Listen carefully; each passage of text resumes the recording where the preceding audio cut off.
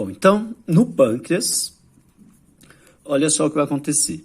O pâncreas é responsável por produzir dois hormônios, a insulina e o glucagon. Qual a função da insulina?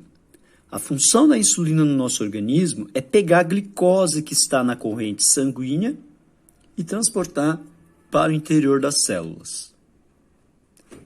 Então, quando você acaba de comer, por exemplo, há uma grande quantidade o pâncreas secreta uma grande quantidade de insulina para fazer com que essa glicose não fique na corrente sanguínea e seja armazenada. O glucagon é um hormônio que faz o inverso.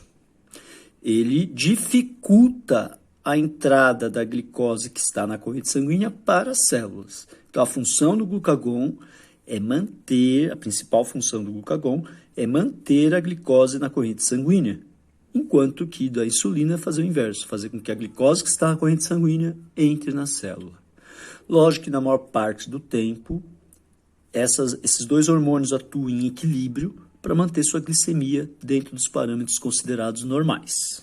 Numa situação de luta ou fuga, como eu disse para vocês, como o seu músculo vai precisar de muito mais glicose para poder funcionar, para poder trabalhar, é importante que tenha mais glicose no sangue. Então, o sistema simpático, ele vai fazer com que o pâncreas, ele vai ativar o receptor alfa-2 lá no pâncreas, e o pâncreas vai diminuir a liberação de insulina. Então, vai ter menos insulina empurrando a glicose que está no sangue para dentro das células. E, ao mesmo tempo, vai aumentar a secreção de glucagon, ao ativar o receptor beta-2 lá no pâncreas. Então, o glucagon aumentado vai dificultar ainda mais que essa glicose que está no sangue entre nas células. Ah, mas aí, peraí, mas a glicose não tem que entrar no músculo para poder fazer com que o músculo produza energia e consiga correr, lutar, etc? Sim, só que o músculo não depende desses hormônios para captar a glicose.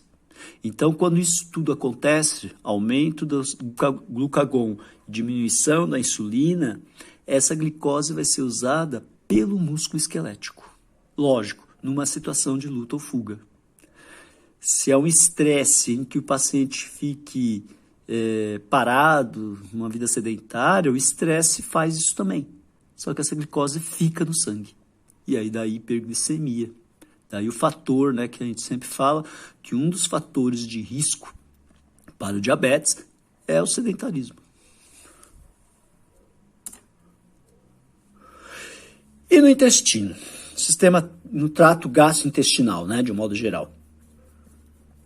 Todo mundo já deve ter, né, ouvido aquela frase famosa, né? Nossa, ele tomou um susto, ficou com medo tão grande que não passava uma agulha, né? Eu até comentei isso na aula. E é isso mesmo, isso acontece mesmo. Então vamos lá. Vamos pensar o seguinte, se você tiver que sair correndo de alguém, tiver que lutar, é óbvio que você não pode ficar com vontade de ir ao banheiro numa hora dessa. Né? Você não pode evacuar numa hora dessa. Como você se torna uma presa fácil, como você vai correr, por exemplo.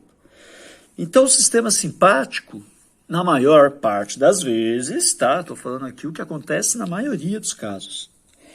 O sistema simpático, ele vai diminuir a motilidade intestinal. E também a força do músculo, tônus e força do músculo intestinal. O intestino ele tem uma camada de músculo, tá vendo? Uma camada de músculo, camadas de músculo. O simpático faz com que esses músculos relaxem. Ou seja, isso acontece pela ativação de receptores beta-2. Então, a liberação de adrenalina, de noradrenalina no intestino, ativa esse receptor beta-2 e a musculatura relaxa. E, ao mesmo tempo, essa mesma noradrenalina ativa receptores alfa-1 que estão presentes nos esfíncteres. Esfíncteres são os anéisinhos que tem na entrada e saída dos órgãos ocos. Então, aqui no esfíncter anal, na saída do reto, esfíncter pilórico, tá? Então, são os esfíncteres, são músculos na saída desses órgãos. Então, há uma contração do esfíncter anal. Então, o músculo do intestino relaxa, os movimentos que empurram o conteúdo intestinal rumo ao reto diminuem, e lá na saída do reto está fechada, está contraído né, o esfíncter anal. Então a pessoa não vai evacuar numa circunstância dessa. Lembrando, na maior parte das vezes. Tem pessoas que invertem tudo isso, não sei o que acontece. Mas vamos lá. E o parasimpático, nesse caso, ele faz o inverso. Né? Faz o inverso. Aqui é uma situação que você vê antagônica. O parasimpático, ele aumenta a motilidade intestinal e a força de contração do músculo intestinal. Então, o parasimpático, ele vai acelerar esses movimentos intestinais, que nós chamamos de movimentos peristálticos. E aí, lógico, ao mesmo tempo, ele vai aumentar a força do músculo. Eu esqueci de colocar aqui, ele relaxa os esfíncteres e a pessoa evacua. Tá? Então, ações antagônicas. E na bexiga urinária? Bexiga urinária, nós temos aí também a ação do simpático e parasimpático, e aqui também ações antagônicas. Né? Então, ó, lógico, vamos imaginar, numa situação dessa, você não vai poder ficar com vontade ao banheiro, como eu já disse. Né? Então, o simpático, ele vai se encarregar que você não urine. Né? Então, você tem aqui, ó, a liberação, a ação do simpático na bexiga urinária, então a noradrenalina vai ativar receptores beta-2 no músculo detrusor. O músculo detrusor é esse músculo que forma todo o corpo da bexiga, esse músculo detrusor. Se ele ficar relaxado, né, o volume de urina aqui aumenta. Né? O músculo relaxado ele pode se distender e caber mais urina, que a pessoa não vai urinar. Então, a ativação de beta-2 aqui nesse músculo faz com que esse músculo relaxe.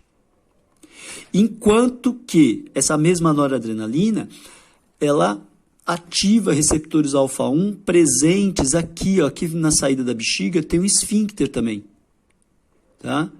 Que tem receptores alfa-1. E aqui, ó, na saidinha da bexiga também, ó, tem um outro músculo chamado músculo trígono. Esse músculo trígono e o esfíncter apresentam receptores alfa-1, que quando são ativados, esses músculos contraem.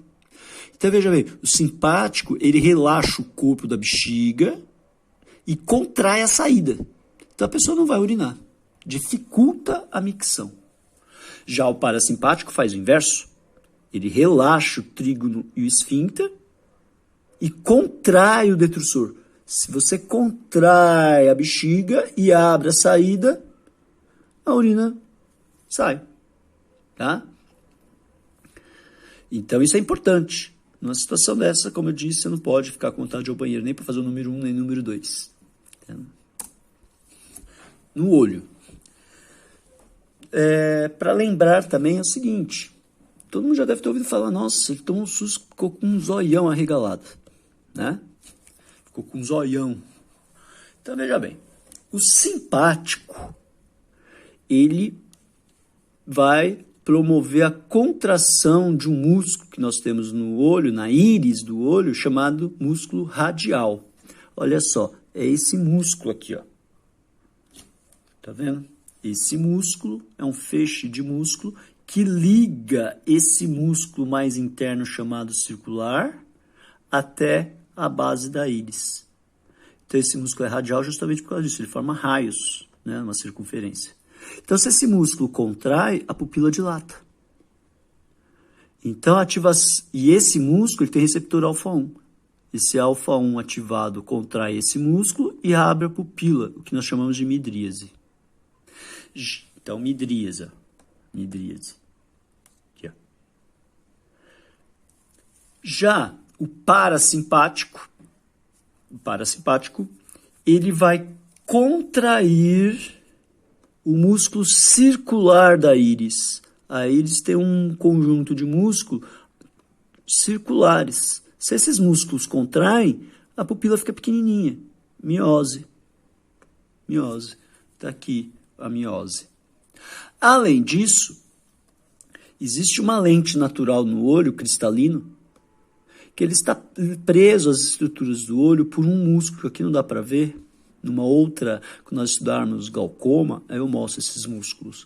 Existe um músculo que prende esse cristalino nas outras estruturas do olho. Então você tem aqui a íris, e aqui você tem um feixe de músculo que prende esse cristalino. O parasimpático promove contração desse músculo. Quando esse músculo contrai, essa lente fica mais esticada. Quando ele relaxa, ela fica mais côncava. Então, a contração ou relaxamento desse músculo é o que vai fazer com que o cristalino fique adaptado para enxergar o que está perto ou o que está longe. No caso do parasimpático, ele promove a contração desse músculo, contração do músculo ciliar. Então, o cristalino se acomoda para a visão próxima, você consegue enxergar o que está perto. Ok? Rim. Os rins, né? As terminações do sistema simpático nos rins aumentam a secreção de um hormônio chamado renina. Tá? Essa renina vai ser muito importante que nós estudarmos, né, brevemente controle da pressão arterial. A renina ela influencia, ela tem um papel muito importante no controle da pressão arterial. Então, os rins eles apresentam receptores beta 1 e beta 2 que, quando são ativados, aumenta a liberação de renina. Esse aumento de renina vai fazer com que o nosso organismo retenha sódio e água. Tá? Então, nós já vimos aí 3 ações que causam aumento da pressão arterial. Né? O aumento da atividade cardíaca, a vasoconstrição, a contração dos vasos sanguíneos, e agora a secreção de renina. Isso tudo junto faz com que a pressão suba. Daí o estresse, né, ser um dos fatores de risco para desenvolvimento de hipertensão arterial. Glândulas. Então, glândulas salivares.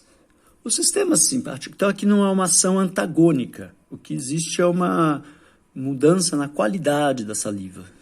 Tá? Na quantidade também, mas principalmente mas também na qualidade. O sistema simpático, então, nas glândulas salivares, você tem a parótida, a sublingual, a submaxilar. As glândulas salivares, elas apresentam receptores alfa-1 e beta-1. Quando esses receptores nessas glândulas são ativados, a saliva começa a ficar mais espessa e mais viscosa, dá uma sensação de boca seca. Tá? Então, isso é importante também numa situação de luta ou fuga, né? Você não pode, por exemplo, ficar babando numa hora dessa, uma hipersalivação, ia fazer você engasgar. Parasimpático. O parasimpático, sim, faz o inverso. Aliás, faz o inverso no sentido de que a saliva fica diferente. A secreção é a mais abundante, então começa a ficar com muito mais salivação e a saliva fica mais aguada. Tá? É o que acontece, por exemplo, quando você está com fome e sente aquele cheiro de comida gostosa. Sua boca enche de água, não falam isso? É o parasimpático que está ativado ali. Né? Enquanto que no simpático a sua saliva vai ficar espessa e viscosa. Você já deve ter reparado isso quando você pratica alguma atividade física. Você fica com a sensação de boca seca. Glândula lacrimal. Ela é inervada pelo sistema parasimpático. É o parasimpático que faz a glândula lacrimal secretar, né, liberar a lágrima. Tá? Então, estimula a lacrimação. Você tem aqui os ductos, saco lacrimal, que depois leva essa lágrima para esse ducto que sai pelas narinas também, além de escorrer pelos olhos. Então, quem comanda a lacrimação é o parasimpático, não tem ação do simpático aí nesse efeito. Genitália feminina. Eu coloquei aqui só útero porque é o que importa para nós farmacologicamente. Então, o sistema simpático, ele relaxa a musculatura uterina. E isso é comandado pela ativação dos receptores beta-2. Então, a ativação de receptores beta-2 no útero faz com que ocorra relaxamento do útero. Tá?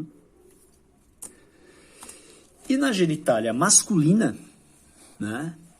Aqui tem algumas coisas interessantes para que nós possamos, para a gente saber aqui. Olha só. O simpático, ele estimula a ejaculação.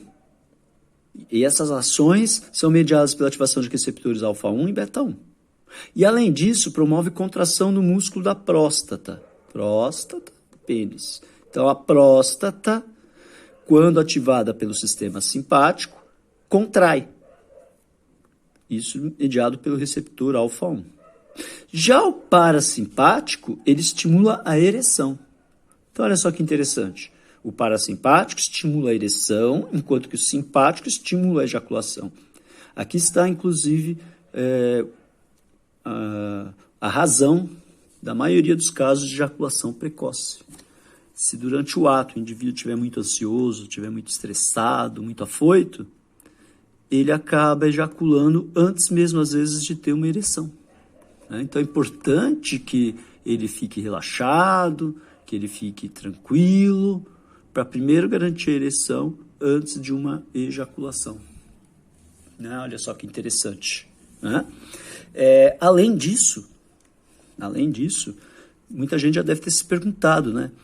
A uretra, no caso do homem, é o mesmo canal por onde vai sair a urina e também vai sair o sêmen. O sêmen. Por que nunca sai os dois ao mesmo tempo? Então, olha só como o nosso sistema nervoso é maravilhoso. Eu havia falado para vocês, quando eu expliquei lá da bexiga, do sistema urinário, que o sistema simpático, ele contrai o trígono, aqui dá para ver melhor o trígono, ó, o trígono aqui, ó. Ele está aqui na saída da bexiga. E o esfíncter, que aqui não está representado, mas é aqui na saída. Então, o simpático contrai a saída da bexiga e relaxa o detrusor, que é o corpo da bexiga. Então, o indivíduo não vai urinar. E esse mesmo simpático que vai estimular a ejaculação. Então, enquanto estiver ejaculando, a bexiga fica fechada. Interessante, não é? Então, isso é fundamental. Então, não tem como o indivíduo ejacular e urinar ao mesmo tempo. Se isso acontecer, ele está com algum problema neuronal, nervoso, né? Ele vai ter que investigar, talvez, não sei nem o que tem que ser feito, mas provavelmente uma cirurgia. Mas entenderam? Se estiver ejaculando, não tem como descer urina, tá? Aqui fecha e aqui relaxa. Então é isso, gente. Fizemos uma revisão de tudo que foi falado sobre o sistema simpático e parasimpático, né? E daqui para frente, depois nas próximas aulas, eu vou falar dos fármacos que atuam nesses dois sistemas. Porque os fármacos ou vão estimular deixa eu pegar um exemplo aqui, só para a gente ver aí o que vai acontecer. Nós vamos falar de fármacos que bloqueiam isso, né, os antagonistas adrenérgicos, os antagonistas colinérgicos. Se você bloqueia isso aqui se destaca. Ou você ativa isso, estimula isso. Se você estimula isso, aumenta isso aqui. Então, nós vamos ver drogas que bloqueiam ou estimulam o parasimpático. E nós vamos ver drogas que bloqueiam ou estimulam o simpático. Se você bloqueia aqui, diminui isso. E aí a pressão cai. Então, nós vamos ver drogas que estimulam e bloqueiam. Estimulam e bloqueiam. Ok? Então, para entender essas drogas, é importante que vocês tenham em mente essas ações que eu acabei de citar aqui. Isso é importante que vocês saibam, para poder compreender as ações das drogas que nós vamos falar. E observem ainda, para terminar ainda, que quando eu falei aqui do sistema parasimpático, eu nunca citei o receptor envolvido. Como eu disse, porque as drogas que atuam no sistema parasimpático, elas não são seletivas. Então, tanto faz saber que tipo de receptor que tem ou não tem.